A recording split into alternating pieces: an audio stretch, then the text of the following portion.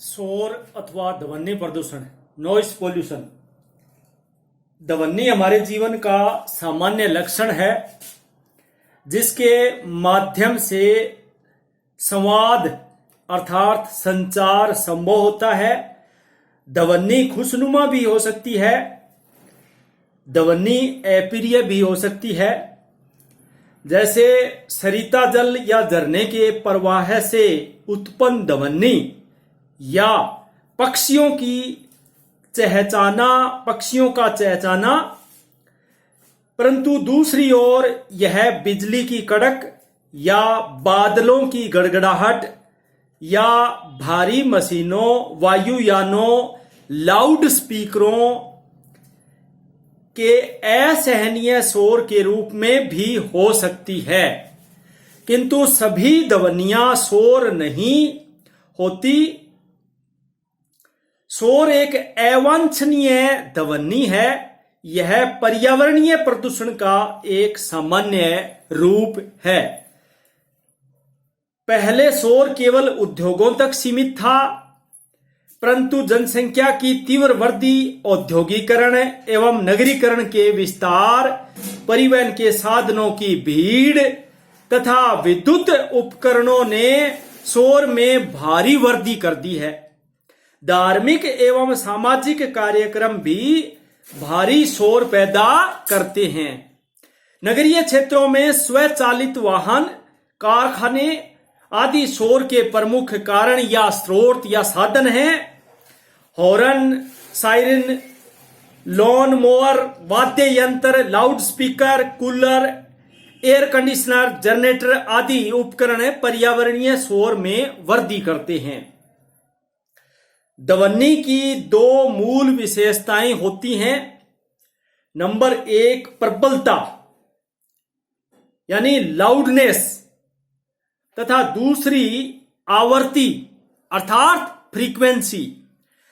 व्यक्ति द्वारा शोर के बोध की शक्ति को मन से ग्रहण करना प्रबलता कहलाता है।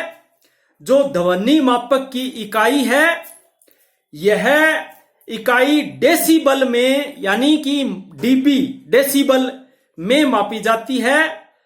सुनने लायक ध्वनि लगभग 10 डेसिबल, फुसफुसाहट 20 डेसिबल, सामान्य वार्तालाप 35 से 60 डेसिबल, भीड़ भाड़ वाली सड़क पर परिवहन के साधन है वो 60 से 80 डेसिबल, प्रज्वलन संयंत्र 120 डेसिबल, जेट विमान 150 डेसिबल, रॉकेट इंजन 180 डेसिबल ध्वनि पैदा करते हैं। प्रबल ध्वनि को मानव बिना कष्ट के सहन कर सकता है। वह लगभग 80 डेसिबल तक होती है।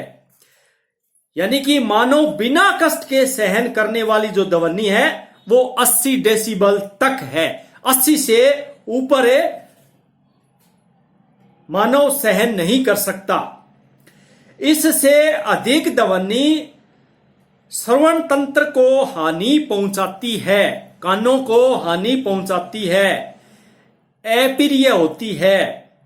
विश्व स्वास्थ्य संगठन के अनुसार, WHO के अनुसार 45 डेसिबल तक सुरक्षित शोर स्तर नगर के लिए निर्धारित किया गया है। मुंबई, दिल्ली, कोलकाता, चेन्नई आदि नगर जो महानगरों की श्रेणी में आते हैं उनके लिए 90 डेसिबल से अधिक शोर प्रदर्शित करते हैं।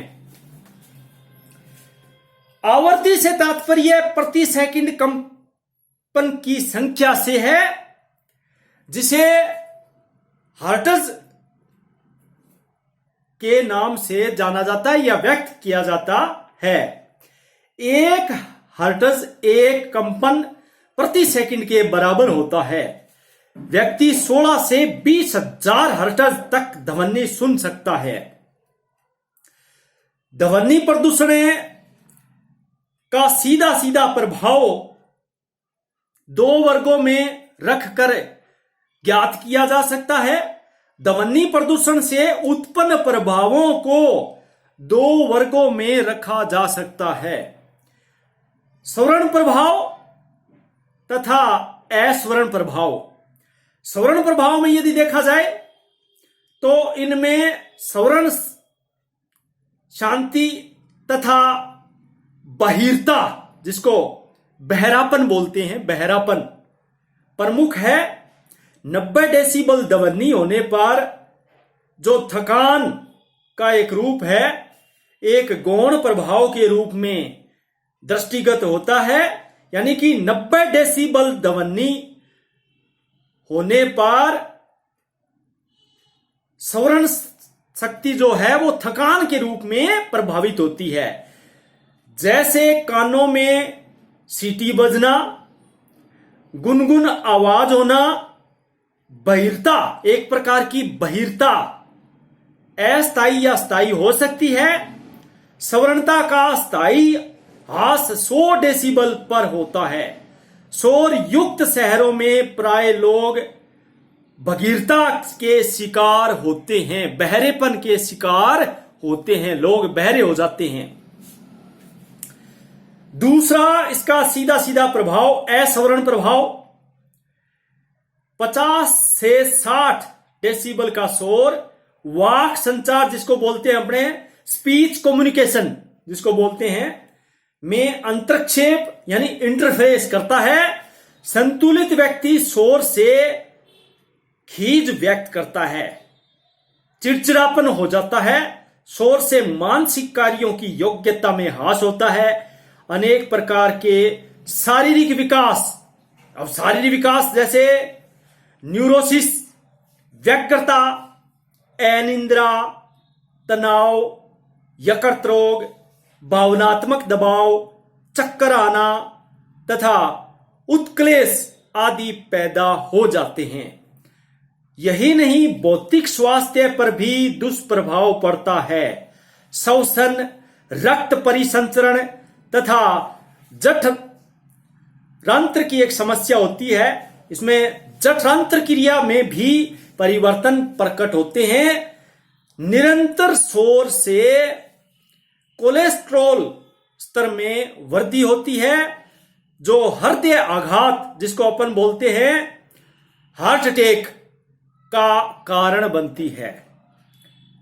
सुपरसोनिक विमानों से प्रभावी तरंगें पैदा होती हैं, जो धरातल पर मकानों की खिड़कियां व इमारती संरचनाओं को क्षति पहुंचाती हैं। ध्वनि प्रदूषण पर नियंत्रण कैसे किया जाए, कंट्रोल कैसे किया जाए? ध्वनि प्रदूषण जिसको शोर प्रदूषण कहते हैं, नॉइस पॉल्यूशन, इसको निवारण के उपाय कौन कौन से हैं? तो ध्वनि प्रदूषण मानवकृत होता है, वो सबसे हानिकारक होता है और इसके नियंत्रण के लिए कुछ उपाय अपनाए जा सकते हैं। नंबर 1, शोर उत्पन्न करने वाले कारखानों को रिहायशी क्षेत्रों से दूर स्थापित करना चाहिए। जो अधिक शोर उत्पन्न करने वाले कारखाने हैं, वो जो रिहायशी जो क्षेत्र है जिसमें रेजिडेंशियल एरिया होता है, उनसे दूर स्थापित करना चाहिए। नंबर 2, कारखानों के अंदर शोर कम करने की उचित व्यवस्था होनी चाहिए। श्रमिकों को ऐसे उपकरण प्रदान करने चाहिए जो उनके कानों को क्षतिग्रस्त होने से बचा सकें। नंबर 3, पुरानी मशीनें अधिक शोर पैदा करती हैं, अतः उनके स्थान पर नई मशीनें लगाना चाहिए। नंबर 4, स्वचालित वाहनों के हॉर्न ऐसे बनाने चाहिए जो कम शोर करे। प्रेशर हॉर्न का न्यूनतम प्रयोग होना चाहिए। नेक्स्ट, संगीत वाद्यों से होने वाले शोर को न्यूनतम स्तर पर रखना चाहिए। नेक्स्ट, हवाई अड्डों के निकट शोर कम करने की व्यवस्था करनी चाहिए। नेक्स्ट, शोर पैदा करने वाले क्षेत्रों के निकट सघन वृक्षारोपण करना चाहिए, पेड़ ज्यादा से ज्यादा लगाने चाहिए। और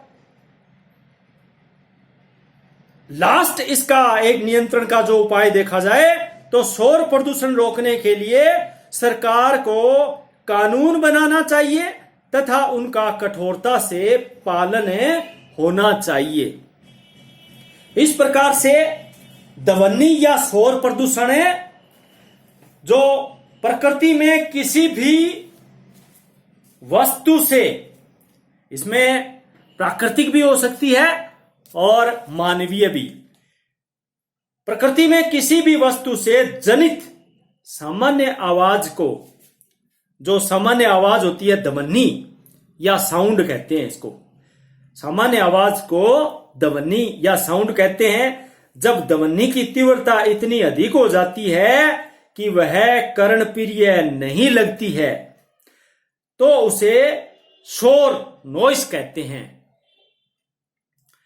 शोर जो अंग्रेजी भाषा के नॉइस शब्द के लैटिन भाषा के नोसेरा शब्द से बना है, जिसका शाब्दिक अर्थ अवांछित होता है, यानी कि अनवांटेड, अवांछित, अनवांटेड, या अप्रिय यानी कि अनप्लेजेंट, अप्रिय। ध्वनि जो परेशान का कारण बनती है तो इसको अपने सामान्य शब्द में एक रूप दे सकते हैं, गलत स्थान पर गलत समय में गलत ध्वनि, गलत स्थान पर गलत समय में गलत ध्वनि को भी शोर के रूप में परिभाषित किया जाता है। पृथ्वी पर पाए जाने वाले सभी जीव जंतुओं को सुनने की निश्चित सीमा होती है, सुनने की एक निश्चित सीमा होती है। सभी जीव जंतुओं को इस पृथ्वी पर इससे अधिक ध्वनि जाने पर उस पर हानिकारक प्रभाव छोड़ने लग जाती है। इस प्रकार ध्वनि या आवाज को शोर प्रदूषण का प्रमुख प्रदूषक, पोल्यूटेंट जिसको बोलते हैं, प्रदूषक माना जाता है। आवाज की उत्पत्ति विभिन्न प्राकृतिक तथा मानव जनित स्रोतों से होती है, प्राकृतिक और मानव जनित स्रोतों से उत्पन्न होती है। शोर प्रदूषण की यदि परिभाषा ली जाए तो सामान्य भाषा में एक अवांछित ध्वनि को शोर कहते हैं। इसके द्वारा मनुष्य में अशांति तथा बेचैनी उत्पन्न होती है तथा उनकी कार्य क्षमता, वर्किंग कैपेसिटी, कार्य क्षमता में व्यवधान होने से ह्रास होता है, उसमें कमी आती है, डिग्रेशन हो जाता है। शोर मनुष्य की श्रवण क्षमता तथा मस्तिष्क में अव्यवस्था उत्पन्न करके मानव शरीर में अशांति एवं थकावट उत्पन्न करता है। अतः जब कोई ध्वनि शोर का रूप धारण कर लेती है, जब कोई ध्वनि शोर का रूप धारण कर लेती है तो वह प्रदूषण की श्रेणी में आ जाती है, तो वह प्रदूषण की श्रेणी में आ जाती है। इस प्रकार ध्वनि प्रदूषण उस दशा को कहते हैं जब ध्वनि की मात्रा इतनी अधिक हो जाए कि मनुष्य की मानसिक क्रियाओं में व्यवधान या विघ्न उत्पन्न करने लग जाए।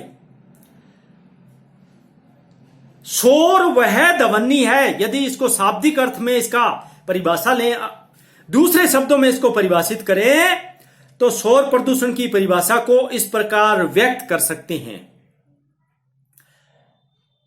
शोर वह ध्वनि है जो अवांछनीय है, वह वायुमंडलीय प्रदूषण का एक प्रमुख प्रकार है। अर्थात शोर प्रदूषण को परिभाषित करने के लिए इतना ही शाब्दिक अर्थ बहुत है। शोर वह ध्वनि है जो अवांछनीय है और यह वायुमंडलीय प्रदूषण का एक प्रमुख प्रकार है। इस प्रकार ध्वनि को शोर प्रदूषण के रूप में चिन्हित होने तक की सीमा में विभिन्न आधारों के अनुसार और विभिन्न रूप में निर्धारित की जाती है। शोर की व्यक्तिपरता के होते हुए भी इसके निर्धारण के लिए परिमाणात्मक आधार निश्चित किए गए हैं, जैसे कार्य क्षमता में गिरावट, कानों में क्षति तथा बोलने में व्यवधान आदि विभिन्न आधारों पर किया जाता है। ध्वनि सदैव किसी न किसी प्रकार की गति के साथ संयुक्त रहती है, जैसे चलने, दौड़ने तथा कंपन इत्यादि के समय उत्पन्न ध्वनियां। इस प्रकार ध्वनि गति से संबंधित होने के कारण ऊर्जा का ही एक रूप मानी जाती है। ध्वनि का मापन एवं इसकी तीव्रता, ध्वनि का मापन एवं इसकी तीव्रता।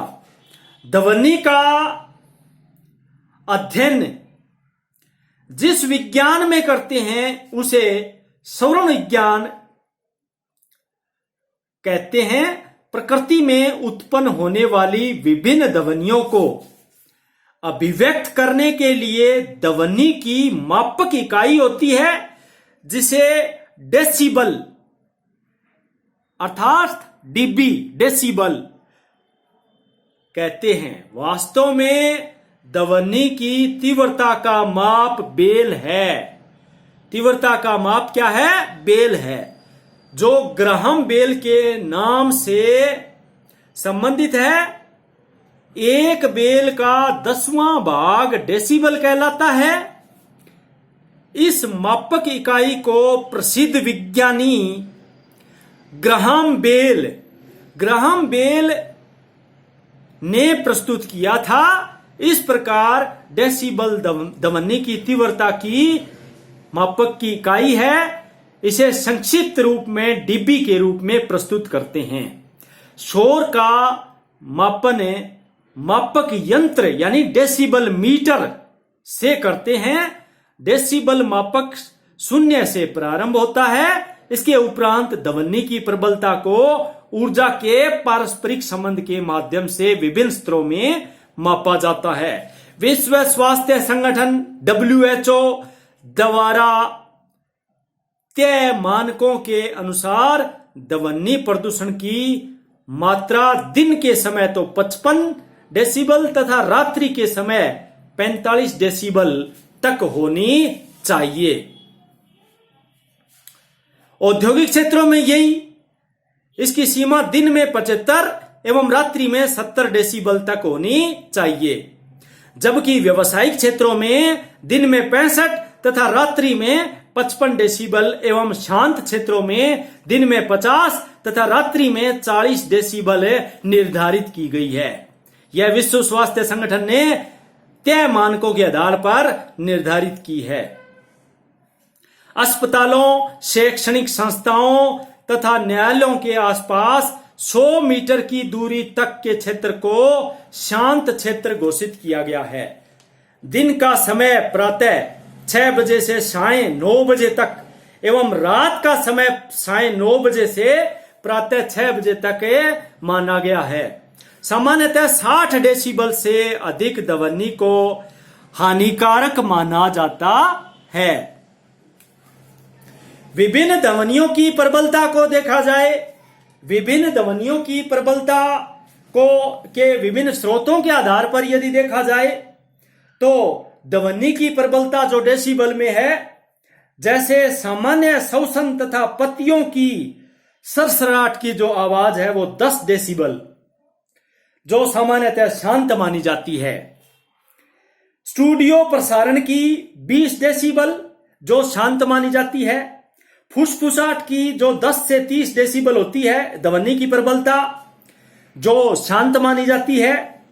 घड़ी की टिक टिक की आवाज है वो 30 डेसिबल जो मधुर मानी जाती है। सामान्य मनुष्य द्वारा अनुभव किया जाने वाला जो ध्वनि का स्तर है वो मधुर की माना गया है।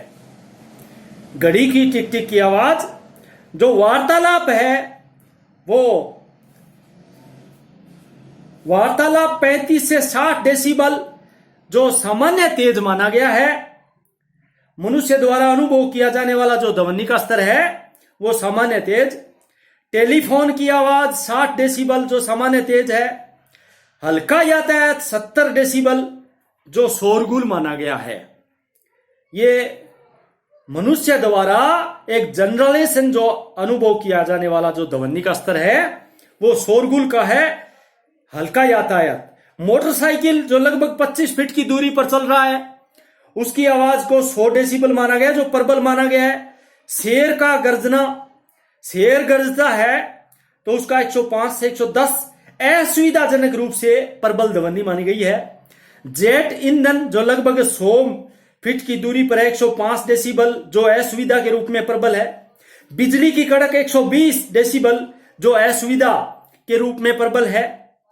रेलगाड़ी का शोर 110 से 130 डेसिबल जो पीड़ाजनक है। जेटयान के उड़ते समय का जो 150 डेसिबल 150 डेसिबल जो पीड़ाजनक है।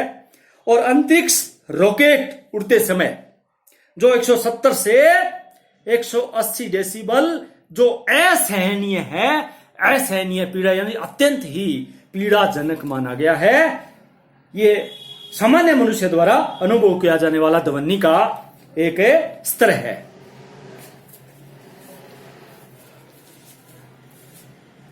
ध्वनि दाब की अन्य मापक इकाई वेटेज साउंड है जो प्रेशर या भारित ध्वनि दाब है। इसे डीबी डैश एक नाम से जाना जाता है। डीबी का मतलब डेसिबल ध्वनि की तीव्रता का माप है और जो इसका ध्वनि की आवृत्ति मापने की इकाई हर्ट्ज है। अब शोर प्रदूषण के स्रोत, शोर से शौफ है नॉइस पॉल्यूशन। शोर प्रदूषण के स्रोतों को 3 श्रेणियों में विभाजित करके अध्ययन किया गया है। 3 श्रेणियों में विभाजित किया जा सकता है। नंबर 1 प्राकृतिक स्रोत। प्राकृतिक स्रोत में क्या क्या आता है? शोर प्रदूषण में प्राकृतिक स्रोतों की भी अहम भूमिका होती है लेकिन इसकी निरंतर कृत्रिम स्रोतों की अपेक्षा अधिक व्यापक होती है। इन स्रोतों में बादलों का गरजना तथा गड़गड़ाहट, बिजली का कड़कना, तूफानी हवाओं जैसे हरिकेन, झंझावत, तड़ित झंझा, टॉर्नेडो इत्यादि, उच्च तीव्रता वाली जल वर्षा, ओलावृष्टि, जलप्रपात, सागरीय तरंगे, ज्वालामुखी विस्फोट, भूकंप प्रमुख हैं। इसका प्रभाव क्षेत्रीय एवं अल्पकालिक होता है। जीवीय स्रोत दूसरा, बायोटिक सोर्स।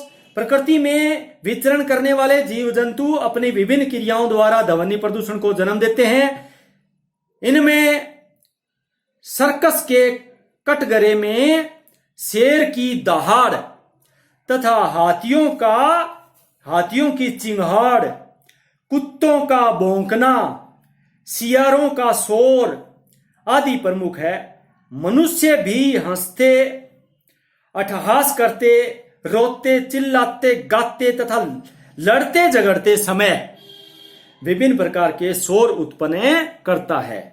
तीसरा स्रोत कृत्रिम स्रोत, जिसको मानवीय स्रोत बोलते हैं।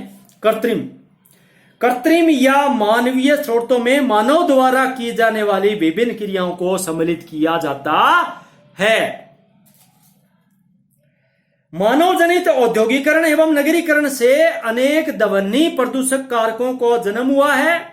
हमने अपनी सुख सुविधा एवं आर्थिक विकास के लिए अपनाए गए कृत्रिम साधनों से वातावरण में काफी शोर उत्पन्न किया है। शोर प्रदूषण के कृत्रिम या मानवीय स्रोतों को कई उपभागों में विभाजित किया जा सकता है, जैसे उद्योग धंधों तथा मशीनों से, परिवहन के साधन, मनोरंजन के साधन, सामाजिक क्रियाकलाप एवं अन्य स्रोत इत्यादि।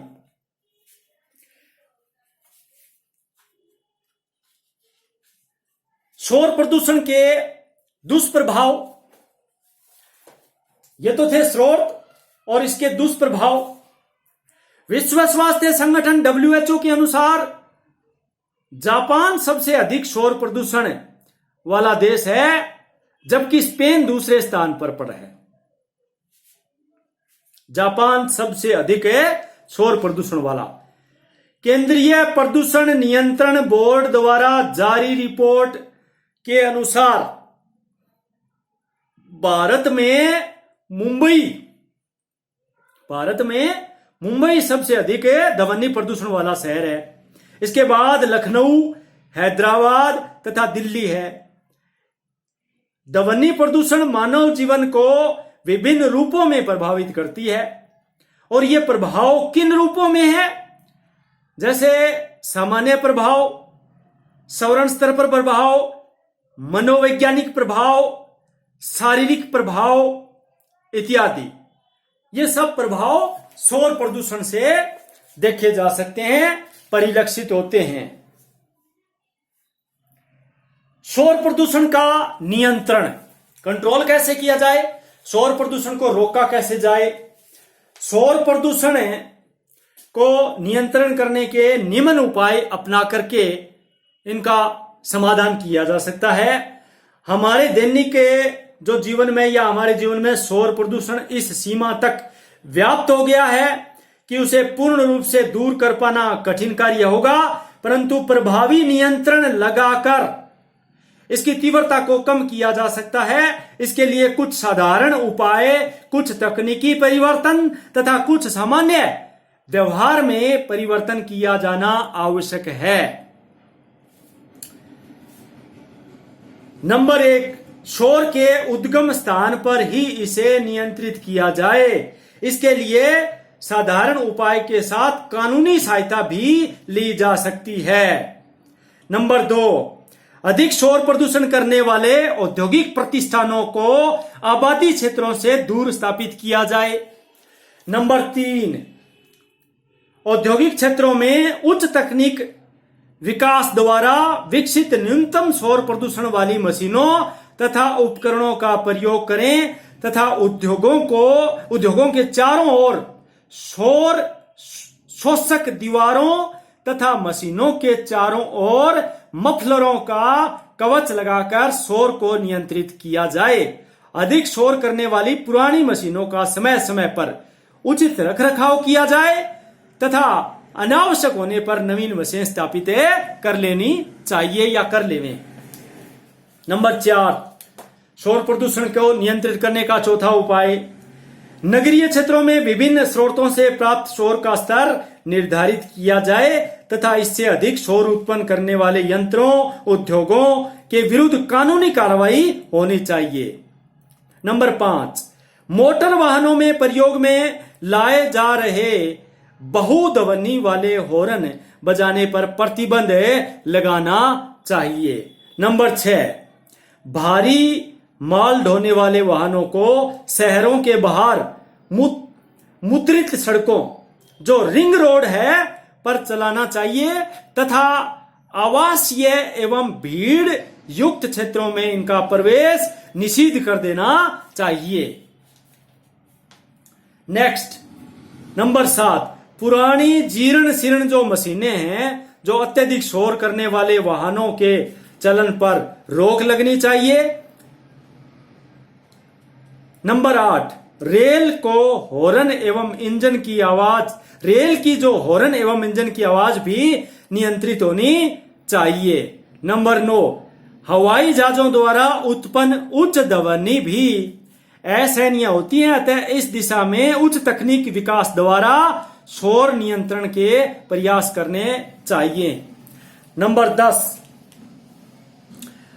अधिक मात्रा में शोर उत्पन्न करने वाले उद्योगों में काम करने वाले व्यक्तियों को कर्ण प्लग यानी ईयर प्लग पर कर्ण बंधकों का प्रयोग करना चाहिए। सड़कों के किनारे हरे वृक्षों की लगी कतारें ध्वनि की तीव्रता को 10 से 15 डेसिबल तक कम कर सकती है। इन सभी उपायों के अतिरिक्त यंत्र तथा संगीत भी इसके दुष्परिणाम को कम करते हैं।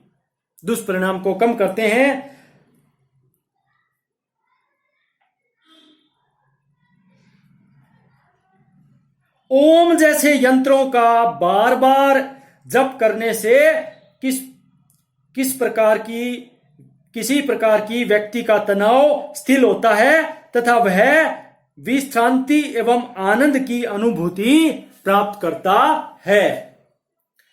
शांति कुंज हरिद्वार के ब्रह्मवर्चस नामक शोध संस्थान में गायत्री मंत्र की शक्ति के अनेक परीक्षण किए गए हैं, जिनमें संगीत भी ध्वनि के घातक प्रभावों को मिटाता है। संगीत की ध्वनि में लय और तालमेल होता है, जिससे हमें आनंद की अनुभूति होती है। इस प्रकार से शोर प्रदूषण को काफी हद तक इन सभी उपायों को अपना करके शोर प्रदूषण पर नियंत्रण किया जा सकता है। धन्यवाद।